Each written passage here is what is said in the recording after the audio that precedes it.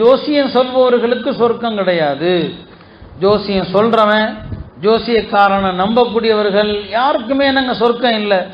ஜோசியம்னு சொன்னால் நாம் ஏதோ தமிழில் ஜோசிய நூல்கள் இருக்குது, ராசி பலன் இருக்குது, அந்த ஜோசியக்காரர்கள்ட்ட போனால் தான் ஜோசியன்னு நினைக்கிறோம். அரபியில் ஃபால் கித்தாப்னு வச்சுருக்கிறோம். அதுக்கு பேர் ஃபால் கித்தாப்னா என்ன? அரபியில் அது ஜோசிய புத்தகம்னு அர்த்தம். தமிழில் ஜோசிய புத்தகம்னு சொன்னால் அது ஹராமுன்னு நம்புகிறோம். அதையே அரபியில் பேர் வச்சுக்கிட்டான் ஃபால் கித்தாப். ஃபால்னா குறி, கித்தாப்னா புத்தகம். என்ன அர்த்தம்? குறி சொல்லும் புத்தகம்னு அர்த்தம். அதை தந்திரமாக ஃபால் கித்தாப் பார்த்து சொன்னார். ஃபால் கித்தாபும் ஜோசி கித்தாப்பு தான் அது. அது அரபியில் அதுக்கு பேர். அரபியில் இருந்தால் புனிதம் கிடையாது. அரபியில் இருக்கிறதெல்லாம் புனிதமானதுன்னு நினச்சிக்கிறோம். அப்போ என்ன செய்யக்கூடாது?